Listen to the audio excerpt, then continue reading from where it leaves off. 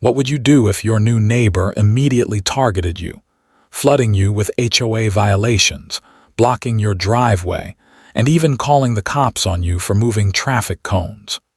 Would you fight back? Or would you outsmart them with the ultimate revenge, completely legal and absolutely genius? Stay until the end to see how a single homeowner defeated the most ruthless HOA tyrant. Don't forget to like, comment, and subscribe for more stories like this. The early morning sun bathed Brookhaven, Georgia, in a soft golden light as Malcolm Tate pulled his silver sedan into the driveway of his new home. He turned off the engine and exhaled, gripping the steering wheel for a moment before stepping out. This was it, his house. For years, Malcolm had worked tirelessly, putting in long hours, sacrificing vacations, skipping nights out with friends, to reach this moment. Homeownership had always been a milestone he dreamed of, and now, standing in front of his modest yet charming 3-bedroom house, he felt the weight of his hard work finally paying off. The house wasn't extravagant, but it was his. A small front yard, a neatly paved driveway, and a large oak tree shading one side of the property made it feel just right. The neighborhood, lined with similar suburban homes, exuded a quiet sense of peace. It was exactly what he had hoped for. Malcolm stretched his arms and took in the surroundings. Across the street, an older man in his 50s, watering his lawn, gave him a nod. A young boy whizzed by on a bicycle, his laughter echoing down the road. Further down, a golden retriever lay lazily on a shaded porch, panting in the heat. Yeah, Malcolm thought, this is home. Then he saw her. Standing on the perfectly manicured lawn of the house directly across from his, a woman, tall, thin, with sharp features and a rigid posture, watched him in silence. She had the air of someone used to being in control. She wore oversized sunglasses, but Malcolm could feel her piercing gaze even through the dark lenses. Her arms were folded tightly over her chest, lips pressed into a thin line. Malcolm hesitated for a second, then lifted his hand in a friendly wave. Nothing. The woman didn't acknowledge him, no nod, no polite smile. Instead, she turned abruptly and walked inside her house, her stiff posture never wavering. Malcolm frowned slightly, watching as the heavy front door closed behind her. Well, he thought, that was weird. Shrugging it off, he turned back to his car, grabbing a box from the trunk. Not everyone in the neighborhood had to be friendly. Maybe she was just having a bad day. Pushing the strange interaction aside, Malcolm focused on what mattered: unpacking, settling in, and making this house a home. At least, that was the plan. He had no idea his troubles had already begun. The next morning, the soft hum of birds outside Malcolm's window was interrupted by the rustling of paper as he opened his front door. His eyes landed on a bright yellow HOA violation notice taped firmly to the glass. Frowning, he peeled it off and read the bold black letters. Grass exceeds allowable height. Please mow within 48 hours to comply with HOA regulations. Malcolm blinked. What? He stepped outside, barefoot on the cool concrete of his porch, and looked at his front yard. The grass was exactly as it had been when he moved in. It was neatly trimmed, no taller than any other lawn in the neighborhood. He glanced at the house to his left, same grass height. The one on his right, same. His jaw clenched. Why am I the only one getting a violation? His first thought was to brush it off. Maybe it was just a clerical error, some HOA mix-up that would resolve itself. He'd mow the lawn anyway just to avoid any headaches. But then, more notices followed. 2 days later, another yellow slip was waiting for him. Trash bins must be pulled in within 30 minutes of collection. Failure to comply will result in fines. Malcolm exhaled in frustration. That was impossible. His trash was picked up in the middle of the workday while he was at the office. He barely had time to get home before sunset, let alone sprint home to grab his bins within half an hour. Then, another notice appeared. Mailbox must adhere to HOA-approved designs. Please replace your current mailbox immediately. That one made 0 sense. His mailbox was identical to his neighbor's. He stood in front of his house, hands on his hips, inspecting it like a detective trying to solve a crime. It was standard issue, a sturdy black metal post with a silver flag, exactly the same as half the homes on his street. The final straw came a few days later when he found yet another notice. Vehicle color must complement community aesthetics. Bright or non-neutral colors are discouraged. Malcolm's car was gray, not neon green, not electric blue, not fire truck red, just a simple, sleek gray sedan. At that moment, everything clicked. These weren't random violations. They weren't mistakes. They weren't even about HOA rules. Someone was targeting him, and he had a good idea who. That evening, Malcolm approached a group of neighbors who were chatting near the sidewalk. He held up one of the violation slips. "Hey," he said, keeping his voice calm, "has anyone else been getting these?" The group went silent. One man, Greg, the guy who had given Malcolm a polite nod on his first day, shifted uncomfortably. "Nah, man," he muttered. "Not really." Malcolm frowned. "So just me." Greg hesitated, then sighed. "Look, Meredith runs everything here. If she's after you, it's best to just follow her rules." The others nodded but avoided eye contact like they didn't want to be involved. Malcolm's jaw tightened. So this was how it worked. Meredith Langley wasn't just a nosy neighbor. She was the HOA queenpin. And now, for reasons he didn't yet understand, she had set her sights on him. Saturday morning, Malcolm stepped out onto his porch, coffee mug in hand, ready to enjoy a peaceful start to his weekend. But the sight in front of him made his blood boil. A white Cadillac was parked right in the middle of his driveway. He instantly knew whose car it was. Setting his mug down on the porch railing, Malcolm walked over to the vehicle and checked the license plate. No mistake, it was Meredith Langley's. He inhaled deeply, forcing himself to stay calm. Maybe this was an accident. Maybe she had some kind of emergency. No, he knew better. This was intentional. He pulled out his phone and dialed the Brookhaven Police Department. 15 minutes later, a black and white police cruiser pulled up. A young officer, probably no older than 30, stepped out, adjusting his belt as he approached. "This your driveway, sir?" the officer asked, eyeing the Cadillac. "Yeah," Malcolm nodded. "And that's not my car." The officer sighed as he pulled out his notepad. "All right, let's find out whose it is." Right on cue, Meredith appeared. She stepped out of her house with her usual rigid posture, arms folded over her chest, chin slightly lifted as if she were above all of this. "That's my vehicle," she announced before the officer could even ask. The officer turned to her. "Ma'am, you can't park in someone else's driveway without permission." Meredith put on her best innocent face. "Oh, officer, I was just leaving. I had a minor issue with my garage door and needed a place to park temporarily. I was going to move it any minute now." She didn't even try to sound convincing. The officer glanced at Malcolm. "You want it towed, or are you okay with her moving it now?" Malcolm clenched his jaw. Oh, he wanted it towed. He wanted the satisfaction of watching a tow truck haul it away while Meredith seethed. But he also knew that's exactly what she wanted. A confrontation. A spectacle, a chance to paint him as the unreasonable, aggressive new neighbor. He exhaled slowly. "She can move it." Meredith smirked. That smug, self-satisfied expression made Malcolm's stomach churn. "I'll be more mindful next time," she said sweetly, unlocking her car. She wasn't mindful of anything. She was testing him. And now Malcolm knew exactly what kind of game this was. If Malcolm thought that was the end of it, he was dead wrong. The following Saturday, he woke up, stretched, and grabbed his keys, ready to head out for his morning coffee. But the white Cadillac was back. Only this time it had been there all night. Malcolm's patience snapped. This wasn't an accident. This wasn't even a game anymore. This was blatant harassment. He didn't hesitate.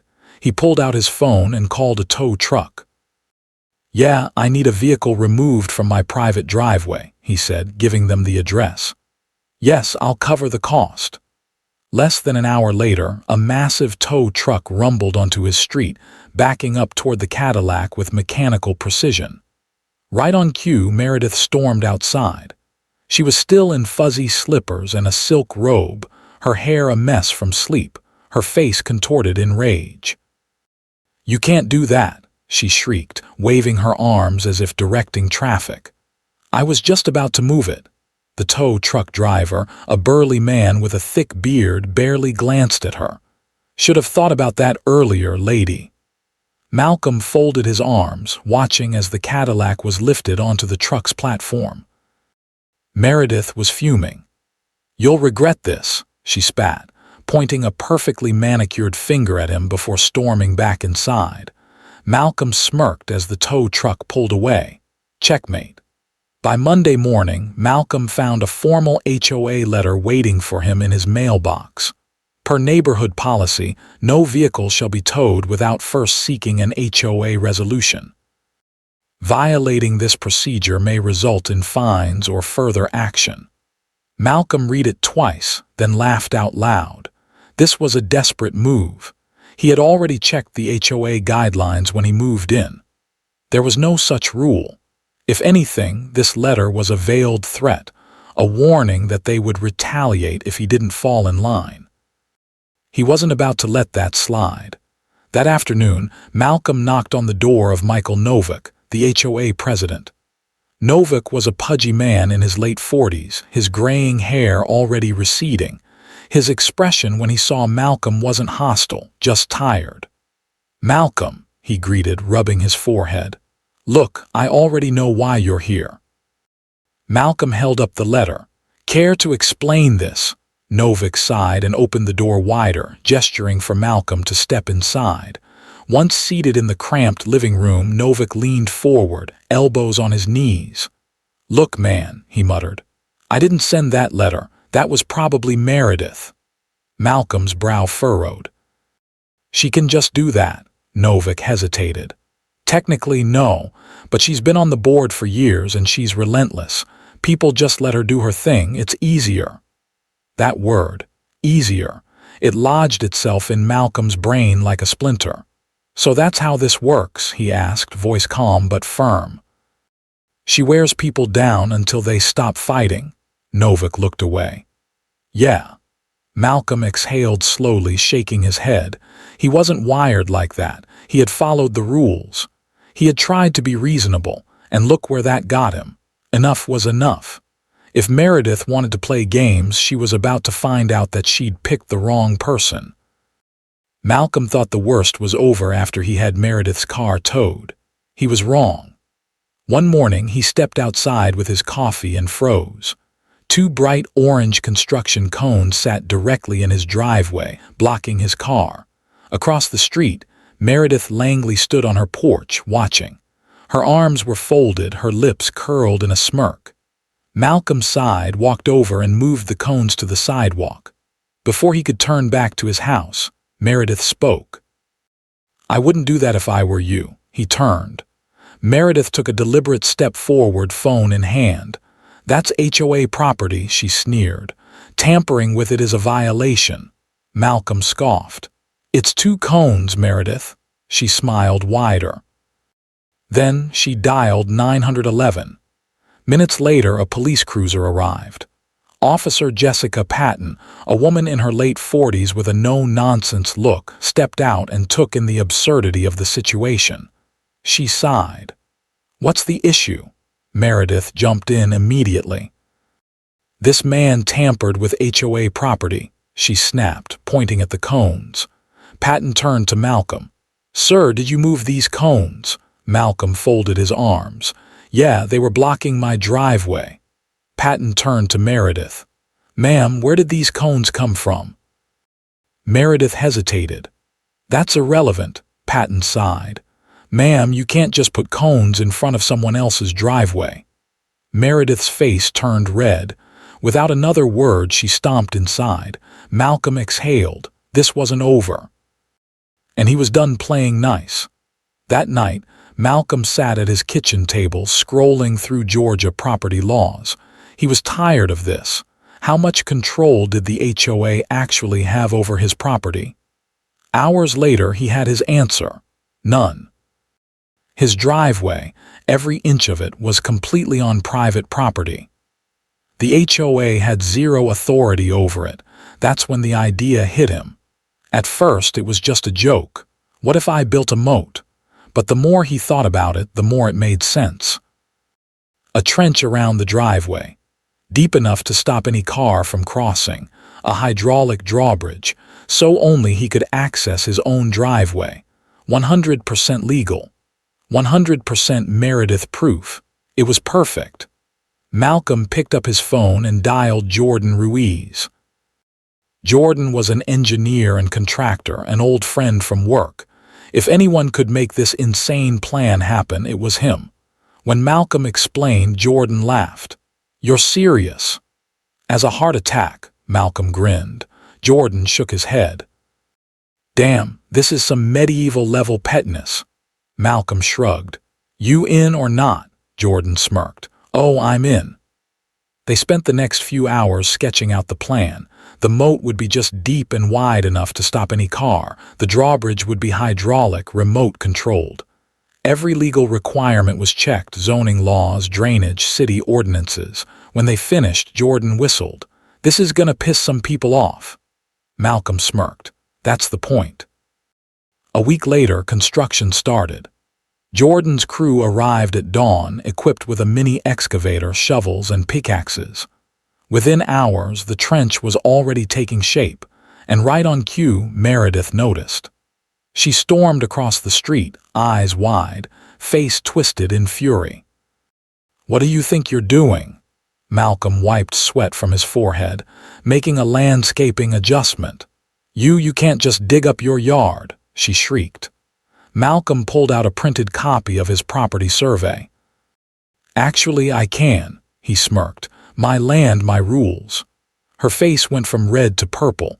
I'll have the HOA stop this," she stammered. Malcolm grinned. "Good luck." She stomped away, already dialing her phone. An hour later, a silver sedan pulled up. HOA President Michael Novick stepped out, already sweating from stress. "Malcolm," he said, his voice pleading, "can we talk?" Malcolm folded his arms. "Talk about what?"